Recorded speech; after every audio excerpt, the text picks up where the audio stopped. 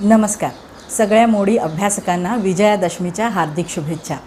आजच्या पाठामध्ये आपण एका सोप्या मोडी धड्याचं वाचन करणार आहोत आणि धडा सोपा असला लहानसा असला तरी आपण सावकाश वाचणार असल्याने थोडासा वेळ लागणार आहे, म्हणून व्यवस्थित वेळ काढून बसा.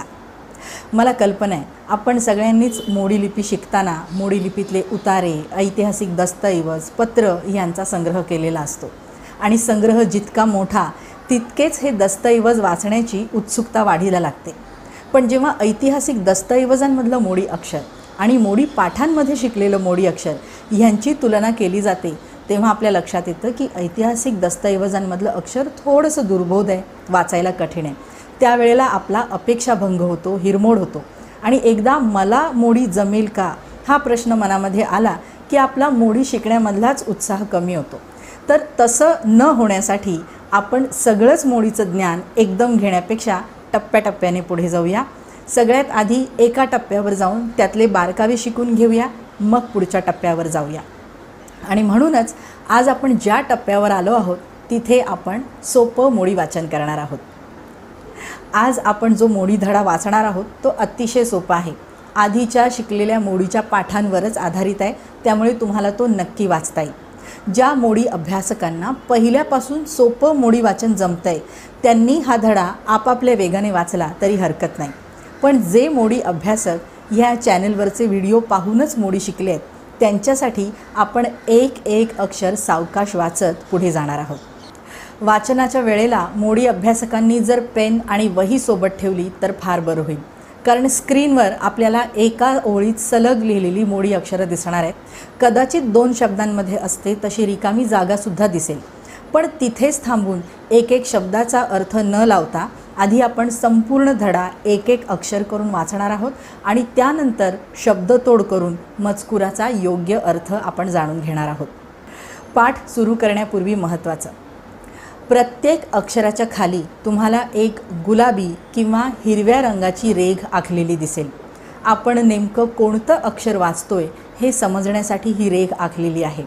जसजसं आपण एक एक अक्षर वाचत पुढे जाऊ तसतशी ही रेघसुद्धा पुढे पुढे जाणार आहे. चला तर मग सुरू करूया. हे आहे धड्याचं शीर्षक. पहिलं अक्षर आपल्याला दिसतंय अर्धा द आणि त्याच्या पुढे लिहिलं आहे पूर्ण म. अर्धा द आणि पूर्ण म जोडलेलं मोडी अक्षर म्हणजे क्रू. त्याच्या पुढलं अक्षर आपल्याला सहज ओळखता येतंय, तो आहे मोडी त.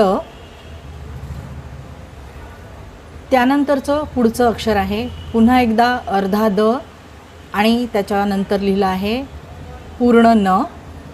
अर्धा द आणि पूर्ण न जोडलेलं जे मोडी अक्षर आहे ते आहे ज्ञ. त्याच्या पुढचं अक्षर आपल्याला दिसतंय मोडी त आणि त्याला देवनागरी काना जोडलेला आहे म्हणजेच ता. याचा अर्थ आपण जे धड्याचं शीर्षक वाचलं तो शब्द आहे कृतज्ञता. आता ह्याच्यानंतर आपण पूर्ण धडा वाचणार आहोत, पण एका ओळीतली अक्षरं सलग वाचून मग आपण पुढे जाणार आहोत. सगळी अक्षरं वाचून आपण एकदा धडा संपवला की त्यानंतर आपण शब्दतोड करून योग्य मजकूर जाणून घेणार आहोत. पहिली ओळ, हिरव्या रंगाने अधोरेखित केलेलं पहिलं अक्षर आहे दू. जर अशा प्रकारे लिहिलेलं अक्षर आपल्याला कळलं नाही तर ते अक्षर तसंच्या तसं वहीत काढण्याचा प्रयत्न करायचा किंवा तेवढी जागा रिकामी ठेवायची. आपण पुढच्या अक्षराकडे जाऊया. देवनागरी 7 अंकासारखं दिसणारं अक्षर म्हणजे स. त्याच्या पुढचं अक्षर पूर्ण देवनागरी आहे रॅ. त्याच्या पुढचं मोडी अक्षर आहे ने. नला एक मात्रा आणि अनुस्वारसुद्धा दिलेला आहे, म्हणजेच तो अनुनासिक उच्चार आहे ने. त्याच्या पुढचं अक्षर आहे क. त्याच्यानंतरची पुढची 2 अक्षर आहेत ले ले. ल वर मात्रा आहे, पुढच्या ल वर सुद्धा मात्रा आहे. त्याच्या पुढचं अक्षर आहे उ. समजा हे अक्षर जरी कळलं नाही तर तेवढी रिकामी जागा ठेवायची वहीमध्ये आणि पुढच्या अक्षराकडे वळायचं. त्यानंतरचं अक्षर आहे प.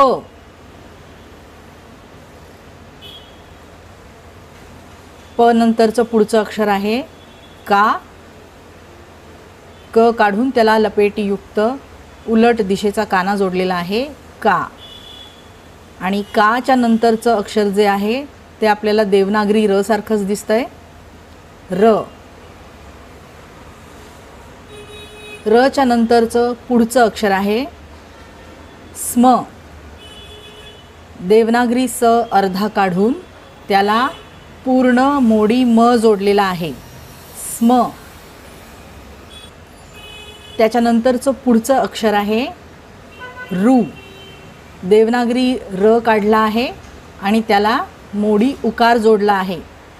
समजा हे अक्षर वाचताना सुद्धा गोंधळ उडाला तर तेवढी रिकामी जागा ठेवायची आणि पुढच्या अक्षराकडे वळायचं. रू नंतरचं पुढचं अक्षर आहे न. रूच्या उकारामध्ये न ची गाठ लपली आहे. हे अक्षर कदाचित आपल्याला न किंवा ल सारखं सुद्धा वाटू शकेल, पण शब्दतोड करताना आपल्याला ह्या शब्दाचा योग्य अर्थ जाणून घेता येतो. न च्या नंतरचं पुढचं अक्षर आहे ज. गाठ आपल्याला पोकळ दिसतीये म्हणून आपण त्याला ज म्हणायचं आहे, पण शब्दतोड करताना आपल्याला ते ज आहे की न आहे हे कळणार आहे. ज नंतरचं पुढचं अक्षर आहे अर्धा न आणि त्याला पूर्ण मोडी म जोडलेला आहे, नम. अर्धा न आपल्याला मोडी भ सारखा सुद्धा दिसतो, हे आपण मागच्या एका पाठामध्ये शिकलेलो आहोत. त्याच्या पुढचं अक्षर आहे भ. तो मोडी भ आहे पण शाई गडद असल्यामुळे तो देवनागरी भ वाटतोय. भच्या पुढचं अक्षर पूर्ण देवनागरी र. त्याच्या पुढचं अक्षर सुद्धा पूर्ण देवनागरी त्या, अर्धा त आणि त्याला देवनागरी या जोडलेला आहे. आता आपण वळूया पुढच्या ओळीकडे. दुसरी ओळ.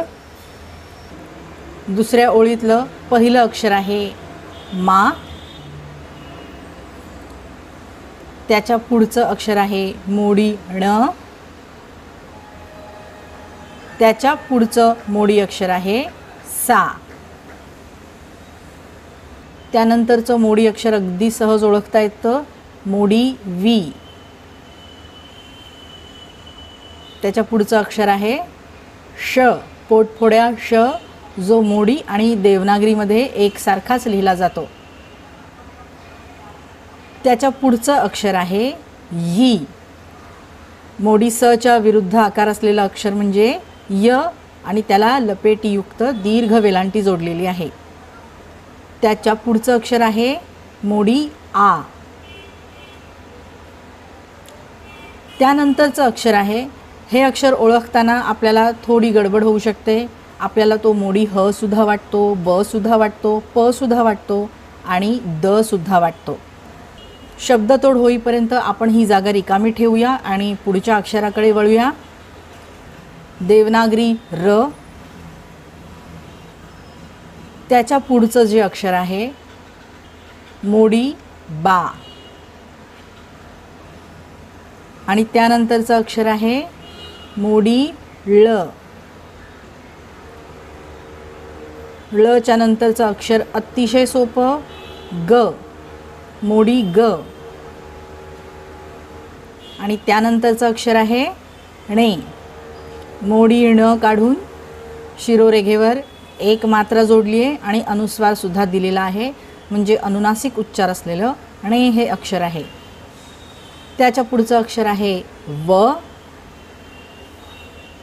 व नंतरचं जे अक्षर आहे हे अक्षर आहे प्र. देवनागरी प्र फक्त तो मोडीसाठी लिहिताना लपेटीयुक्त स्वरूपात लिहिलेला आहे. अशा प्रकारचा मोडी प्र कसा काढायचा ते आपण शब्दतोड होताना बघणार आहोत. त्यानंतरचं अक्षर आहे स आणि त्यावर अनुस्वार सम. त्याच्यानंतरचं अक्षर अतिशय सोपं मोडी ग आणि त्याला लपेटयुक्त दीर्घ वेलांटी आणि शिरोरेघेवर अनुस्वारसुद्धा जोडलेला आहे, गी. यानंतरचं अक्षर आहे त्या. अर्धा मोडी त काढून त्याला या हे मोडी अक्षर जोडलेलं आहे, त्या. आणि त्याच्यानंतरचं अक्षर आहे अर्धा च काढून त्याला देवनागरी या जोडलेला आहे. ह्या अक्षरामध्ये आपल्याला दोन वेगवेगळ्या प्रकारचे या बघायला मिळतात. एक आहे मोडी या आणि एक आहे देवनागरी या. अशा प्रकारे आपण मोडी आणि देवनागरी ह्या मिश्र स्वरूपात मजकूर लिहू शकतो. पुढची ओळ बघूया. तिसऱ्या ओळीतलं पहिलं अक्षर आहे उ. त्यानंतरचं अक्षर आहे प. जर हे अक्षर आपल्याला संभ्रम निर्माण झाला की द आहे, ब आहे, प आहे, तर आपण तेवढी जागा रिकामी सोडायची आहे, कारण आपण नंतर शब्दतोड करताना संदर्भाने वाचन करणार आहोत. प च्या नंतरचं पुढचं अक्षर आहे यो. मोडी या आणि शिरोरेघेवर एक मात्रा म्हणजेच यो. त्यानंतरचं अक्षर पुन्हा एकदा अतिशय सोपं, मोडी ग आणि त्याला लपेटयुक्त दीर्घ वेलांटी म्हणजेच गी. त्याच्या पुढचं अक्षर आहे मोडी प. त्याच्या पुढचं अक्षर आहे मोडी ड. त्यानंतरचं अक्षर आहे अर्धा मोडी ण आणि त्याला देवनागरी या जोडलेला आहे, न्या. त्याच्यानंतरचं अक्षर म्हणजे देवनागरी 7 अंकासारखं दिसणारं मोडी स. स नंतरचं अक्षर आहे मोडी त. त्याच्यानंतरचं अक्षर आहे मोडी या. त्याच्या पुढचं अक्षर आहे देवनागरी र. त्यानंतरचं अक्षर आहे मोडी रा. रा नंतरचं पुढचं अक्षर आहे ह. इथेही आपल्याला कदाचित गोंधळ होऊ शकतो. ह आहे की ब आहे असं जर आपल्याला वाटलं तर जागा रिकामी सोडायची. त्याच्या पुढचं अक्षर आहे ने. मोडी ण, शिरोरेघेवर एक मात्रा आणि अनुस्वार जोडलेला आहे, अनुनासिक उच्चाराचं अक्षर मोडी ने. त्यानंतरचं अक्षर पूर्ण देवनागरी या. त्याच्यानंतरचं आपल्याला जे अक्षर दिसतंय दोन्ही गाठी पोकळ म्हणजे आपण ते अक्षर क आहे असं समजून चालूया. शब्दतोड करताना आपल्याला त्याचा योग्य अर्थ कळेल. त्याच्यानंतरचं जे अक्षर आहे किंवा आपण पूर्ण शब्द बघूया. हा पूर्ण शब्द म्हणजे धड्याचं शीर्षकच आहे, कृतज्ञता. अशा प्रकारे मोडी पाठातल्या पहिल्या 3 ओळी आणि शीर्षक आपण वाचलं. आता पुढच्या ओळीकडे वळूया. या नवीन इमेजमधल्या पहिल्या ओळीतलं पहिलं अक्षर आहे म्ह. अर्धा मोडी म काढून त्याला ह हे अक्षर जोडलेलं आहे. त्याच्या पुढचं अक्षर आहे मोडी ण. त्यानंतरचं अक्षर आहे मोडी ता. त्याच्यानंतरचं अक्षर आहे मोडी त. पुढचं अक्षर आहे मोडी ख. त्यानंतरचं अक्षर आहे रो. मोडी रा काढून शिरोरेघेवर एक मात्रा जोडलेली आहे. त्यानंतरचं अक्षर पुन्हा एकदा मोडी ख आणि नंतरचं अक्षर आहे देवनागरी र. त्याच्या पुढचं अक्षरसुद्धा देवनागरीच आहे, पा. त्याच्यानंतरचं अक्षर आहे ही. जर इथे शंका आली तर आपण तेवढी जागा रिकामी सोडायची. त्याच्या पुढचं अक्षर आहे ले. मोडी ल काढून शिरोरेघेवर एक मात्रा जोडली आहे आणि अनुस्वारसुद्धा दिलेला आहे, अनुनासिक उच्चाराचं अक्षर ले. त्याच्यानंतरचं मोडी अक्षर आहे त आणि त्यानंतर आहे देवनागरी र. र नंतरचं जे अक्षर आहे तो आहे मोडी हा. त्यानंतरचं अक्षर अतिशय सोपं दिसतंय आपल्याला, गु. देवनागरी स्वरूपात लिहिलेलं अक्षर गु. त्यानंतरचं अक्षर आहे ण. ण नंतरचं पुढचं अक्षर आहे ई. मोडी ई. त्याच्या पुढे आहे मोडी त. त्यानंतर आपल्याला दिसतोय मोडी का. का नंतरचं जे पुढचं अक्षर दिसतंय त्यामध्ये देवनागरी स अर्धा लिहिला आहे आणि त्याला मोडी वा जोडलेला आहे, म्हणजेच हे अक्षर आहे स्वा. त्याच्यानंतरचं अक्षर अगदी सहज ओळखता येण्यासारखं आहे भा. आता पुढच्या ओळीवर जाऊया. दुसऱ्या ओळीतलं पहिलं अक्षर आहे वी. त्याच्यानंतरचं अक्षर आहे क. हे अक्षर ला सुद्धा असू शकेल. आपण शब्दतोड करताना अर्थ जाणून घेऊया.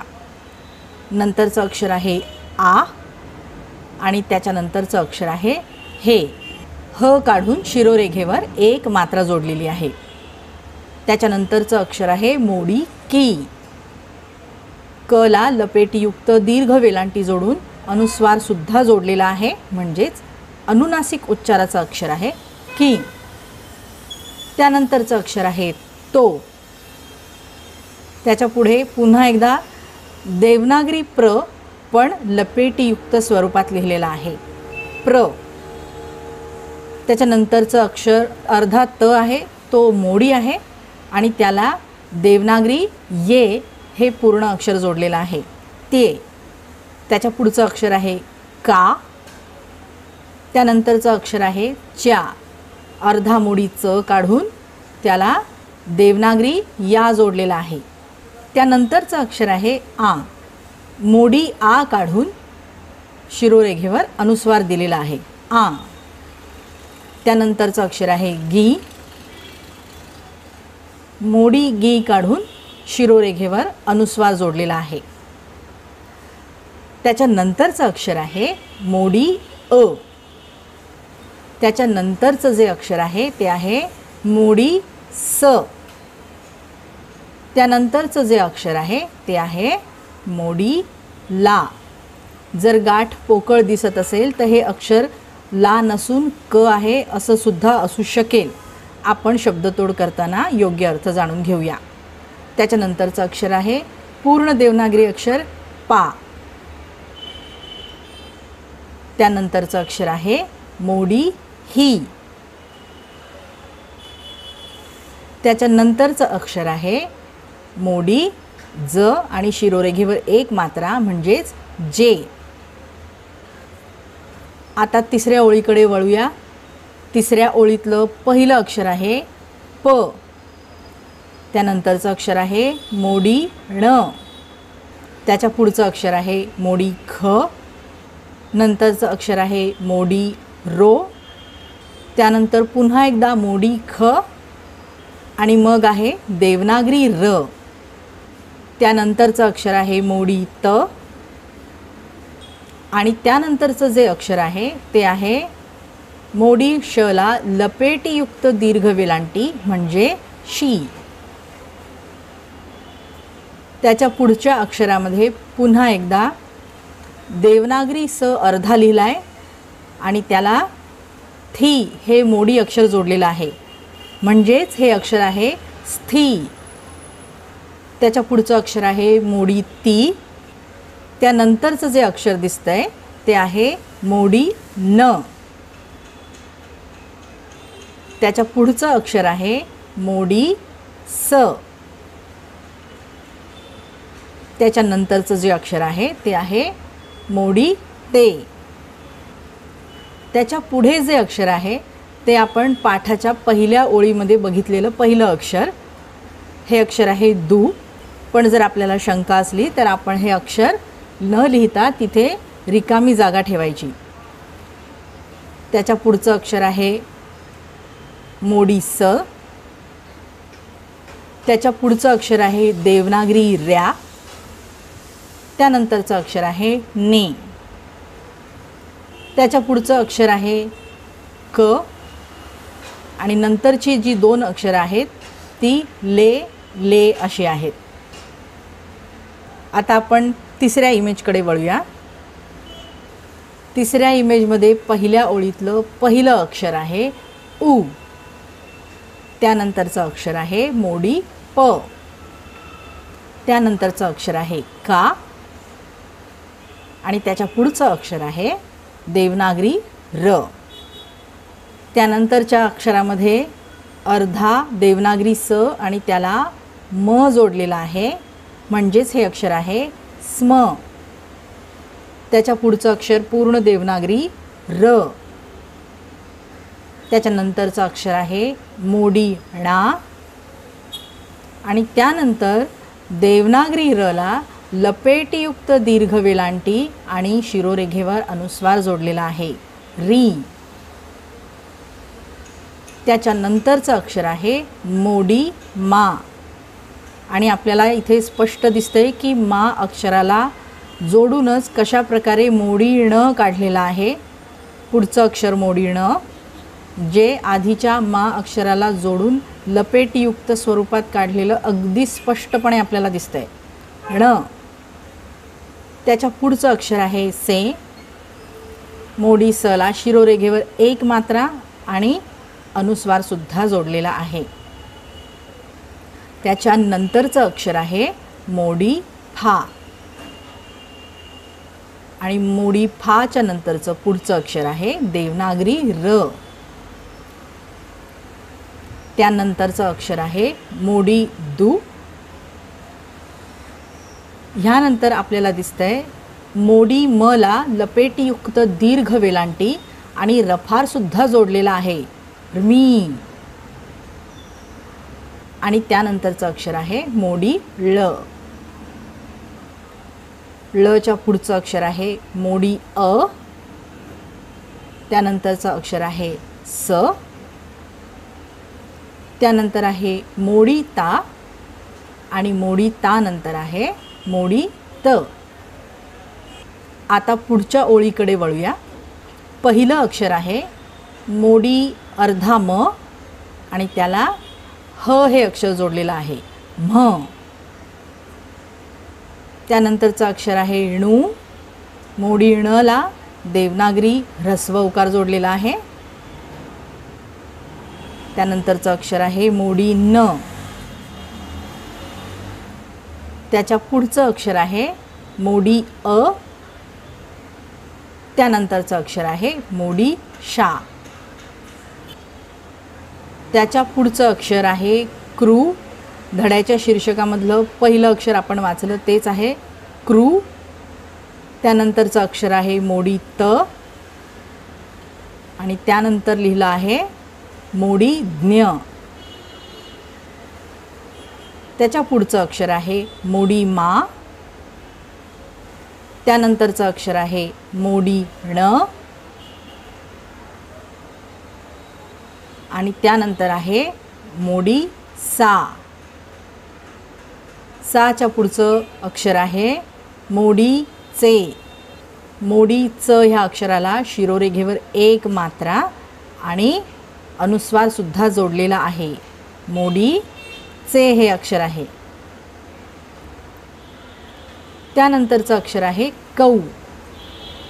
मोडी का आणि त्याला दोन मात्रांचं चिन्ह शिरोरेघेवर जोडलेलं आहे कौ. त्यानंतरचं अक्षर आहे तू. इथे जर हे अक्षर काय आहे हे कळलं नाही तर जागा रिकामी ठेवायची. त्याच्या पुढचं अक्षर आहे मोडी क. त्याच्यानंतरचं अक्षर सुद्धा आहे मोडी क. त्यानंतर आहे मोडी रा. त्याच्या पुढचं अक्षर आहे मोडी वे. मोडी व ला शिरोरेघेवर एक मात्रा जोडलेली आहे. त्याच्या पुढचं अक्षर आहे से. मोडी स ला शिरोरेघेवर एक मात्रा आणि अनुस्वार सुद्धा जोडलेला आहे. आता पुढच्या ओळीकडे वळूया. ह्या ओळीमध्ये तीनच अक्षर आहेत. पहिलं अक्षर आहे मोडी वा. त्यानंतरचं अक्षर आहे मोडी ट.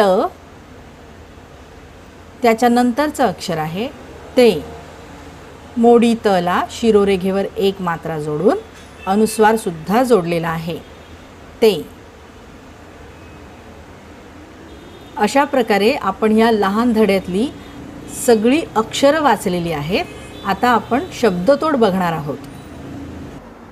आता आपण वहीत लिहून घेतलेल्या एका ओळीमधल्या अक्षरांचे शब्द कसे तयार होतात ते बघणार आहोत आणि ही शब्दतोड करण्यासाठी आपण संदर्भाने वाचन करणार आहोत। संदर्भाने वाचन म्हणजे काय तर एका विशिष्ट लिपीतल्या मजकुराचं वाचन करताना तो मजकूर ज्या भाषेत लिहिला आहे त्या भाषेचं आपलं व्याकरण आणि शुद्धलेखन संदर्भातलं ज्ञान वापरून मजकुराचा योग्य अर्थ लावणं। मोडी लिपीतले दस्तऐवज वाचताना मराठी भाषेचं ज्ञान आवश्यक आहे असं म्हटलं जातं ते ह्यासाठीच। मोडी लिपीमधले बहुतांश दस्तऐवज मराठीमध्येच आहेत आणि मोडी लिपीमध्ये एक सलग ओळ आखून लिहिलेल्या अक्षरांमधून योग्य शब्दतोड करायची तर आपल्याला मराठी भाषा येणं अतिशय आवश्यक आहे।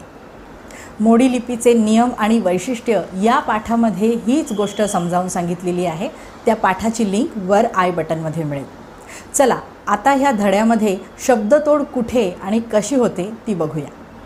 धड्याचं शीर्षक आपण पूर्वीच बघितलेलं आहे, ते आहे कृतज्ञता। या धड्यातली पहिली ओळ बघूया।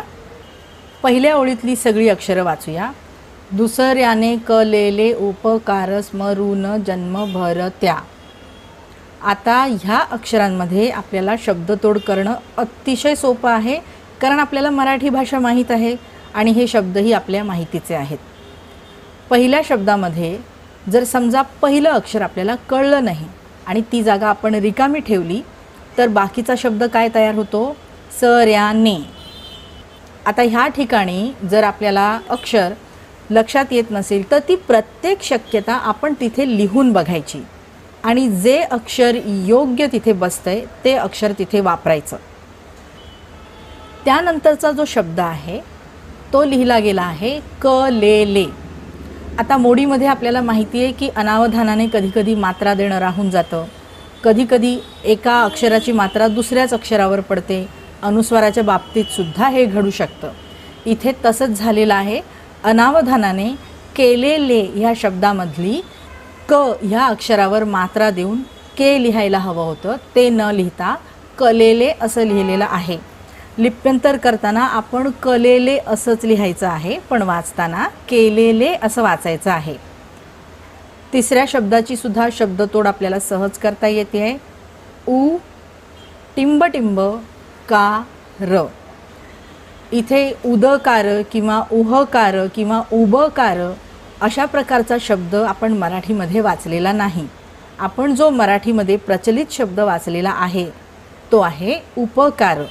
म्हणून इथे हे जे अक्षर आपल्याला नीट कळत नाही आहे, जे की प आहे, द आहे किंवा ह आहे, ते अक्षर प आहे असं समजून आपण तो शब्द संदर्भाने उपकार असा लिहायचा आहे।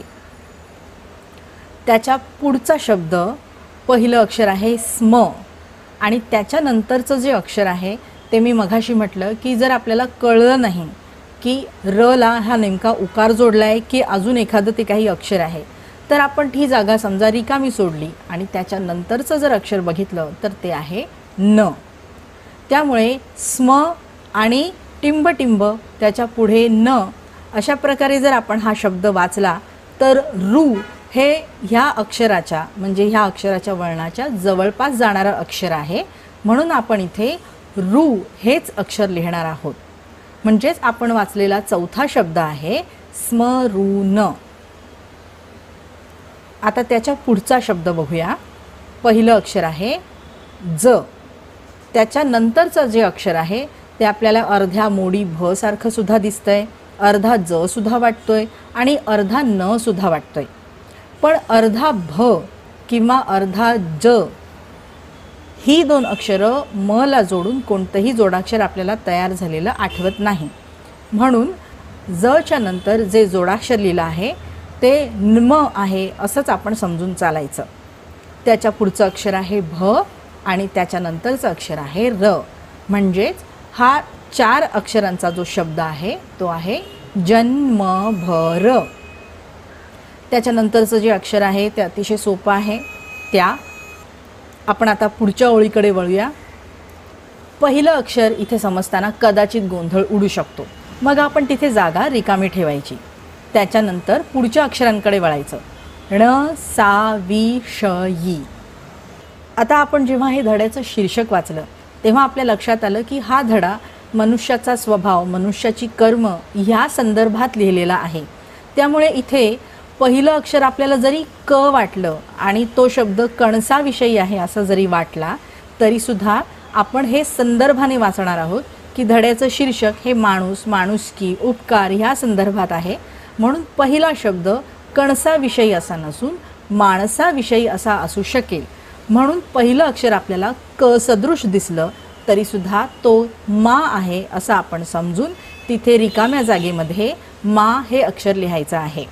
म्हणून दुसऱ्या ओळीतला पहिला शब्द आहे माणसाविषयी. त्यानंतरचा पुढचा शब्द आदर. इथे आदर ह्या शब्दामधल्या मधल्या अक्षराविषयी आपल्याला शंका उत्पन्न होऊ शकते की हे आपर आहे का, आहर आहे का किंवा आबर आहे का. पण धड्याचं शीर्षक आणि धड्यातले आत्तापर्यंतचे जे वाचलेले शब्द आहेत ते बघता इथे आदर हाच शब्द येऊ शकतो. म्हणून आपण इथे आदर हाच शब्द वाचणार आहोत. त्याच्यानंतरचा शब्द अतिशय सोपा आहे बाळगणे. त्याच्या पुढे आहे व हे अक्षर आणि ह्या शब्दाच्या ऐवजी वापरलं जाणारं अक्षर व. त्याच्या पुढचा शब्द आहे प्रसंगी. आता मघाशी मी म्हटलं की हा जो आहे प्र तो देवनागरी प्र आहे पण लपेटीयुक्त स्वरूपात लिहिलेला आहे. हा प्र कसा लिहिला जातोय ते आधी आपण बघूया. हा आहे देवनागरी प्र आणि हाच प्र मोडीमध्ये लिहिताना शिरोरेघेपासून सुरुवात करून प्रचा जो रफार आहे तो आधी लपेटयुक्त स्वरूपात लिहून मग तीच रेघ देवनागरी कान्याच्या रूपामध्ये वळवली जाते. हा आहे लपेटयुक्त स्वरूपात लिहिला जाणारा देवनागरी प्र.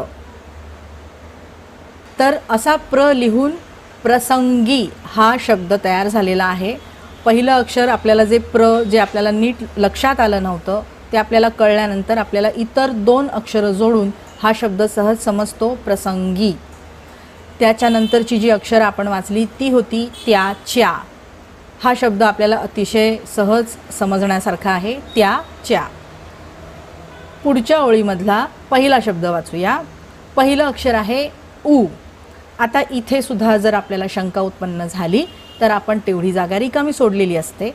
मग त्याच्यानंतरसुद्धा आपण रिकामी जागा सोडलेली आहे कारण आपल्याला ते अक्षरसुद्धा प आहे, द आहे, ह आहे माहीत नाही. पण त्याच्यानंतरची जी दोन अक्षरं आहेत ती आपल्याला कळलेली आहेत. ती आहेत योगी. आता जर ह्या धड्यातल्या आधीच्या ओळी आपण वाचत आलो तर आपण काय वाचतोय? धड्याचं शीर्षक आहे कृतज्ञता आणि मग लिहिलं आहे दुसऱ्याने केलेले उपकार स्मरून जन्मभर त्या माणसाविषयी आदर बाळगणे व प्रसंगी त्याच्या. आणि योगी हे शब्द वाचल्यानंतर आपल्या लक्षात येतं की पहिली दोन अक्षरं उ आणि प हीच असणार आहेत आणि त्याच्या पुढे आपण संदर्भाने अगदी सहज वाचू शकतो. त्याच्या पुढचा शब्द आहे पडण्यास, उपयोगी पडण्यास. त्याच्यानंतरचा शब्द आहे तयार. पुढचा शब्द आहे राहणे. त्याच्या पुढचा जो शब्द आहे त्याच्यामध्ये आहे देवनागरी या आणि पुढचं अक्षर आपल्याला दिसतंय मोडी क. आणि त्याच्या पुढचा शब्द आपल्याला सहज वाचता येतोय कारण ते धड्याचं शीर्षकच होतं कृतज्ञता. मग राहणे आणि कृतज्ञता ह्याच्यामध्ये हा याक शब्द का बरं आला असेल? कारण तो याक हा शब्द नसून याला असं लिहिलेलं आहे. फक्त लची गाठ, लची जी उजवीकडची गाठ आहे ती भरीव न येता पोकळ आल्यामुळे आपल्याला तो शब्द याक असा वाटतोय. आणि अशा प्रकारे योग्य शब्द ओळखण्यासाठी आपण आपलं मराठीचं ज्ञान वापरतो तेव्हाच त्याला संदर्भाने वाचन करणं असं म्हणतात. आता जो आपण पूर्ण धडा पहिल्या 3 ओळी ज्या वाचल्या आहेत त्या आहेत दुसऱ्याने केलेले उपकार स्मरून जन्मभर त्या माणसाविषयी आदर बाळगणे व प्रसंगी त्याच्या उपयोगी पडण्यास तयार राहणे याला कृतज्ञता. म्हणजेच आपण जेव्हा सलग वाचायला सुरुवात करतो तेव्हा आपल्याला जो शब्द अडलेला असतो तो सुद्धा सहज समजायला लागतो. पुन्हा एकदा शेवटचे 2 शब्द वाचूया. याला कृतज्ञता. पुढची इमेज बघूया. आता पहिला शब्द वाचणं आपल्याला अतिशय सोपं झालंय. म्हणतात. आता इथे सुद्धा समजा जर आपल्याला अर्ध्या मला अर्धा ह जोडलाय किंवा आणखी काही अक्षर जोडलंय, ही जर शंका मनामध्ये आली तर सगळ्यात आधी हा विचार करायचा की अर्ध्या मला जी आपल्याला शक्यता वाटतात त्यातली कोणती अक्षरं जोडली जाऊ शकतात. मग अर्ध्या मला ब जोडला जाऊ शकतो का, द जोडला जाऊ शकतो का, प जोडला जाऊ शकतो का, हा विचार करायचा आणि ह्या सगळ्या शक्यतांमधून जी योग्य शक्यता असेल तीच ह्या ठिकाणी वापरायची. म्हणून आपण आपल्या मराठीचं ज्ञान वापरून संदर्भाने वाचलेला हा शब्द आहे म्हणतात. त्यानंतरचा शब्द बघूया. ख रो ख र. हा शब्द अगदी सोपा होता. आपल्याला हा शब्द ओळखण्यात काहीही अडचण आली नाही. त्याच्या पुढचं अक्षर आपल्याला दिसतंय पा आणि नंतरचं अक्षर आहे ही आणि त्याच्यानंतरचं अक्षर आहे ले. हा शब्द आहे पाहिले. आता इथे जर तुम्ही चुकून द हे अक्षर वापरलं तर त्याचा अतिशय हास्यास्पद अर्थ होऊ शकतो, किंवा ब वापरलात किंवा इतर कुठलीही शक्यता जर गृहीत धरलीत तरी हा शब्द ह्या धड्याच्या आशयाशी जुळत नाही. म्हणून आपण संदर्भाने वाचन करून हा शब्द पाहिले असा आहे हे गृहीत धरला आहे. त्याच्यानंतरचा शब्द आहे तर आणि त्याच्यानंतरचा एकच अक्षर असलेला शब्द आहे हा. त्याच्या पुढचा शब्द अतिशय सोपा आहे गुण आणि त्याच्या पुढचा शब्द आहे इ त का. त्याच्या पुढचा जो शब्द आहे तो अर्धा पहिल्या ओळीमध्ये आहे आणि अर्धा खालच्या ओळीमध्ये आहे. त्या शब्दातली पहिली 2 अक्षर आहेत स्वा भा. पुढची 2 अक्षर आहेत वि क. स्वाभाविक. आता इथेही आपल्याला क ह्या अक्षराची उजवीकडची गाठ भरीवसर दिसत असल्यामुळे तो ला आहे असंही आपल्याला वाटू शकतं. पण स्वाभाविला असा शब्द आहे का? नाही. ह्याचाच अर्थ स्वाभाविक असाच तो शब्द आहे. त्याच्या पुढचा शब्द आहे आहे. त्याच्या पुढचा शब्द पुन्हा एकदा एकच अक्षर असलेला की. पुढचा शब्दसुद्धा एकच अक्षर असलेला तो. त्यानंतरच्या शब्दामध्ये आपल्याला पुन्हा एकदा लपेटीयुक्त देवनागरी प्र दिसतोय. प्र त्ये का च्या. प्रत्येकाच्या. त्याच्या पुढच्या शब्दामध्ये आपल्याला 2 अक्षरं दिसत आहेत अंगी. आजच्या काळामध्ये आपण अंगी असं न म्हणता अंगी असं म्हणतो, तोच हा शब्द आहे. त्याच्या पुढचा शब्द आहे असला. आता इथे हा ल आपल्याला स्पष्ट दिसतोय, पण समजा जर ल ऐवजी तो क आहे असं आपल्याला वाटलं तर आपण पुन्हा एकदा आपलं मराठीचं ज्ञान, आपला अनुभव वापरून हा योग्य शब्द काय आहे ते ओळखायचं. त्याच्या पुढचा शब्द आहे पाहिजे. तिसऱ्या ओळीकडे जाऊया. पहिला शब्द आहे पण. इथे सुद्धा जर हे अक्षर पच्या व्यतिरिक्त इतर काही आहे असं वाटलं तर आपण त्या शक्यता पडताळून बघायच्या आणि योग्य अक्षर निवडायचं. त्याच्या पुढचा शब्द आपण आधीसुद्धा एकदा वाचलेला आहे खरोखर. त्याच्या पुढचा शब्द आहे तशी आणि त्याच्या पुढचा शब्द आहे स्थिती. त्याच्या पुढचा शब्द आहे नसते. आता ह्या शब्दानंतरचे जे 2 शब्द आहेत ते आपण ह्या धड्याच्या पहिल्या ओळीमध्ये वाचलेले पहिले 2 शब्द आहेत. दुसऱ्याने केलेले. इथे मी मगाशीच सांगितलं की क वरती मात्रा असायला हवी होती, जी दिलेली नाही आहे. त्यामुळे केलेले ऐवजी कलेले असं लिहिलं गेलं आहे. पुढच्या ओळीकडे जाऊया. पुढच्या ओळीतला पहिला शब्द उपकार. आपण हा शब्द आधीसुद्धा वाचलेला आहे. त्याच्यानंतरचा शब्द आहे स्मरणारी. त्याच्यानंतरचा शब्द आहे माणसे. मी मगाशीच सांगितलं की हे अक्षर मा आहे, पण जर क वाटला तर चुकून कणसे असं जर आपण वाचलं तर विनोदी अर्थ तयार होतो. धड्याचा आशय, धड्याचं शीर्षक बघून संदर्भाने हा शब्द वाचायचा आहे. इथे हा शब्द कणसे असा नसून माणसे असा आहे. त्याच्या पुढचा शब्द आहे फार. त्याच्या पुढचा शब्द आहे दुर्मिळ.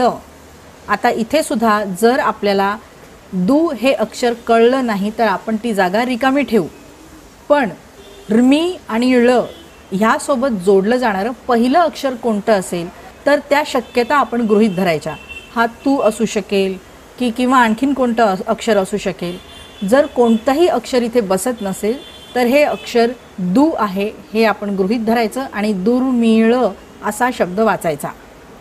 त्याच्या पुढचा शब्द आहे असतात.